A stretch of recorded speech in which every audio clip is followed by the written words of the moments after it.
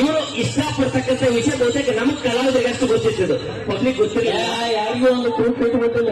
ಅದೇ ನಾನು ದೊಡ್ಡ ದಿನ ಫೋನ್ ಮಾತಾಡ್ತಾರೆ.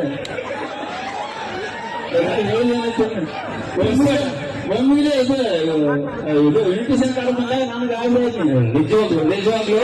ಬಟ್ ಏನಂತಂದ್ರ ಆಗ ನನಗೆ ಹೆಂಗ್ ನಡೀತದ್ರ, ಮನೆಯಲ್ಲಿ ಕಳ್ಳರನ್ನು ಹಿಡಿಯೋರು ಯಾರು ಮೈಕ್ ಕೊಡಲ್ಲ.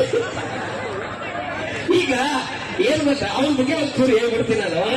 ಈಗ ಬಾಳು ಬೆಳಗುತ್ತಿಯವರು ಇದು ಜಡ್ಜ್ಮೆಂಟ್ ಅಂತ ಯಾಕೆ ಕರಿತೀನಿ ಅಂತಂದ್ರೆ, ಒಂದು ಹುಡುಗಿ ಇಷ್ಟಪಟ್ಟ ತಕ್ಷಣ ಅವ್ರು ಬೇಕಾದಂಗೆ ಎಲ್ಲೆಲ್ಲಿ ಬೇಕಾದ್ರೆ ಗೊತ್ತಿಲ್ಲದೆ ಎಲ್ಲ ಕಡೆ ಕರ್ಕೊಂಡು ಹೋಗಿ ಎಲ್ಲ ಸುತ್ತಾಡ್ಸ್ಕೊಂಡು ಆಟ ಆಡ್ಕೊಂಡು ಅಂದ್ರೆ ಸಿನಿಮಾಗಳು ನೋಡ್ಕೊಂಡೆಲ್ಲ ಬರ್ಬೋದಾಗಿತ್ತು. ಯಾಕಂದ್ರೆ ಕಾಯಂ ನಮ್ಮ ತಂಡದಾಗ ಇರ್ತಕ್ಕಂಥ ನಮ್ಮ ಮಾಲಾಶ್ರೀ ಅವರು ಯಾವಾಗ್ಲೂ ಅವ್ರ ಜೊತೆ ಮಾತಾಡ್ಬೇಕಾದ್ರೆ ಸ್ಟೇಜ್ ಮೇಲೆ ದಿನಂಪ್ರತಿ ಕಾರ್ಯಕ್ರಮ ನಮ್ಮ ಜೊತೆಗೇನೆ ಇರ್ತಿತ್ತು.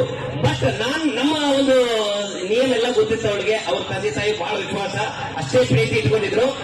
ಇವು ಏನಾದ್ರೂ ಮಾತಾಡಬೇಕಾಗಿತ್ತು ಅಂದ್ರೆ ಕಾರ್ಯಕ್ರಮ ಮುಗಿದ ಬಳಿಕ ಮಾತಾಡಬೇಕಾಗಿತ್ತು ಅಂದ್ರೆ ಒಂದು ಫೋನ್ ಹಚ್ಚಿ, ಅಣ್ಣ ಮಾಲಾಶ್ರೀ ಜೊತೆ ಒಂದು 5 ನಿಮಿಷ ಮಾತಾಡಲ್ಲ ಅಂತ ಕೇಳ್ತಿದ್ದ. ಇಷ್ಟು ಜಡ್ಗೆ ನಿಜವಾಗ್ಲೂ ಇನ್ನೊಂದು ಕಲಸಿದ್ದಂದ್ರೆ ಏನ್ ಮಾಡ್ಯಾರ ಅನ್ನೋದು.